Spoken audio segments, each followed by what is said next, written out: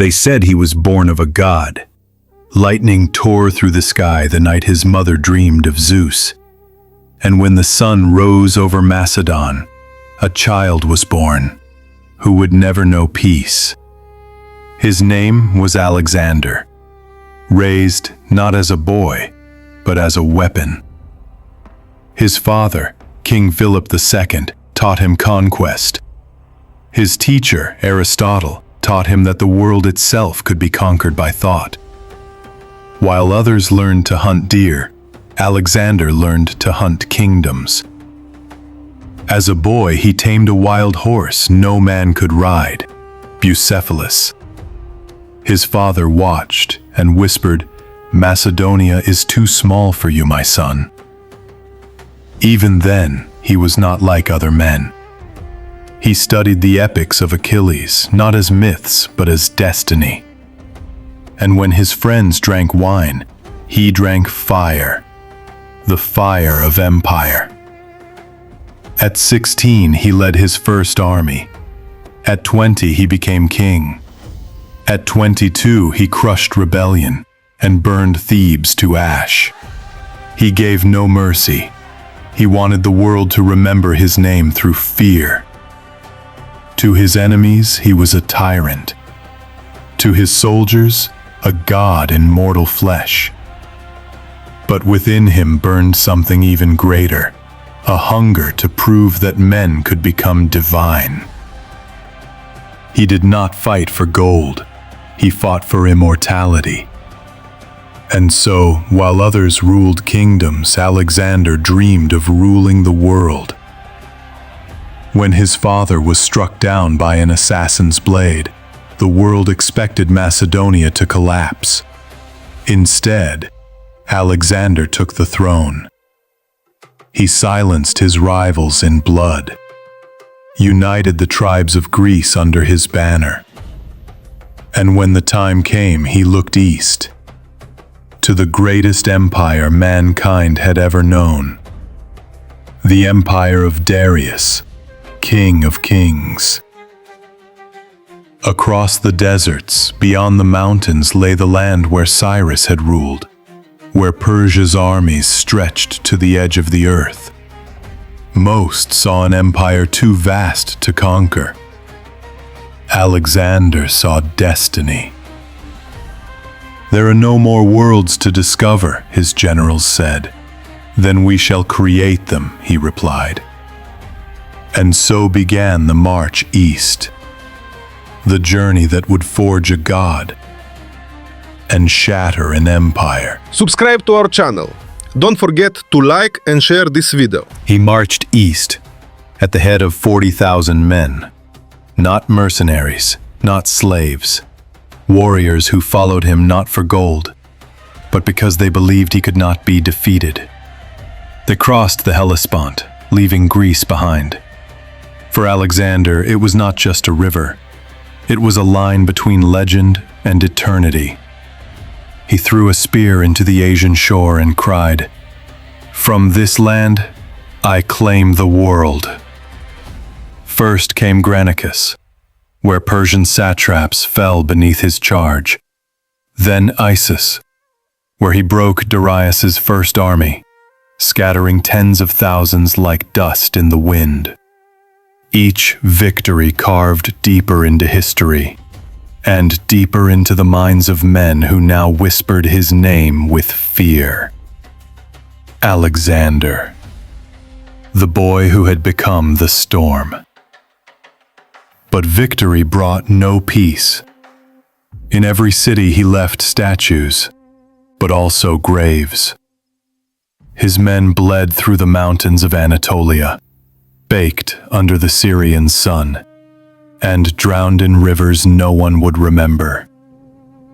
And yet they followed, because in his eyes burned something divine, a light that said, "We are making the world new."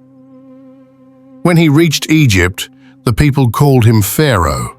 They said he was the son of Amun-Ra. The priests crowned him in gold. He built a city, Alexandria, on the edge of the sea, a city that would outlive empires. But Alexander did not stop. He could not. Beyond the deserts, beyond the Nile, waited Darius, the great king of Persia, the man who still called himself Lord of the world.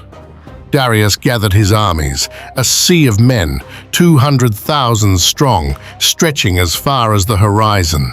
His chariots were armed with scythes, his cavalry armored in silver and gold. He waited on the plains of Gaugamela, the place where he would crush the upstart from Macedon. Or so he believed. As the dust of Persia rose into the air, Alexander looked to the east once more. His generals urged caution. His men were tired.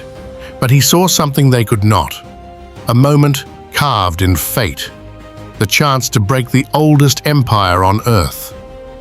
He turned to his army and said, "Remember this, the world will know your names."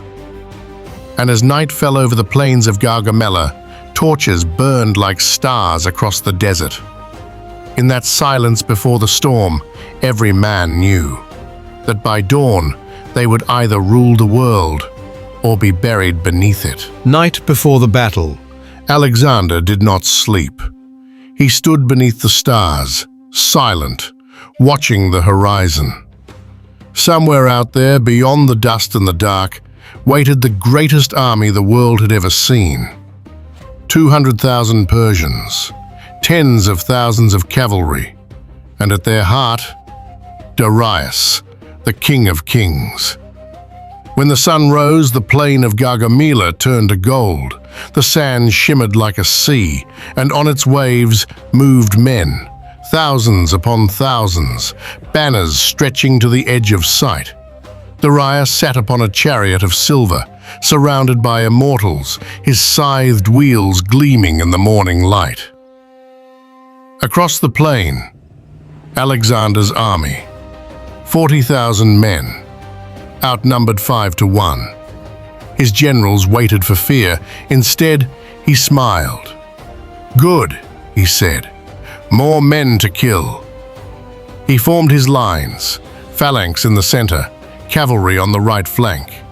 He knew Darius would try to surround him. So Alexander did what no one expected.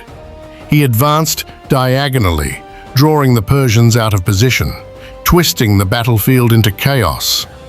Arrows darkened the sky. Persian chariots thundered forward, their scythes slicing through dust and flesh. But the Macedonian ranks held. They opened their lines, letting the chariots pass through empty space, and then closed again, swallowing them whole. And in that moment of confusion, Alexander struck. Leading the companion cavalry, he drove straight into the Persian center, his spear aimed at the man who called himself a god. Darius saw the charge. He saw the dust, the flash of bronze, the lion crest on Alexander's helmet. And he turned and fled. The King of Kings, running from a mortal. His armies saw it, and the empire collapsed in a heartbeat. The field that had once echoed with the roar of Persia fell silent. Bodies lay scattered across the plain. Persians, Greeks, horses, kings, all equal now in the dust.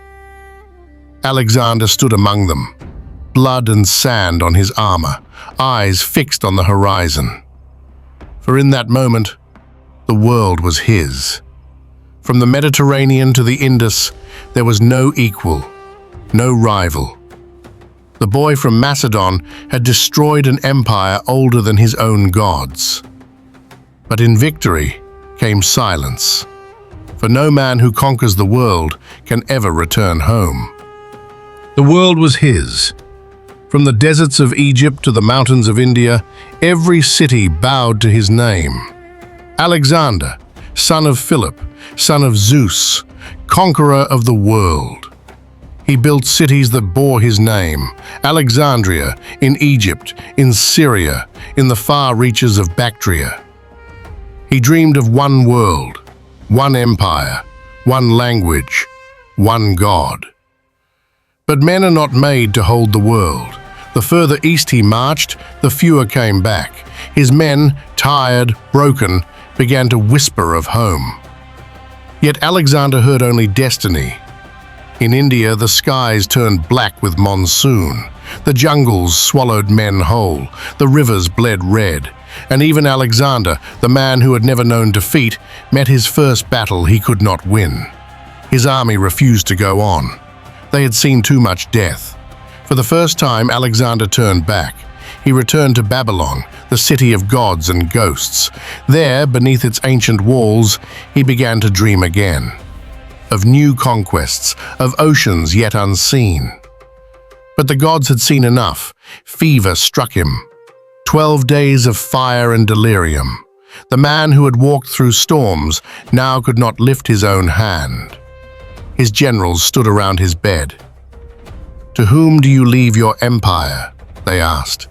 He smiled. "To the strongest." When he died, the world held its breath. His body was carried in a golden sarcophagus from Babylon to Egypt, where legends say he still lies beneath the sand. His empire shattered within years. His generals carved it into kingdoms. But the idea of Alexander, the man who believed he could become a god, would never die.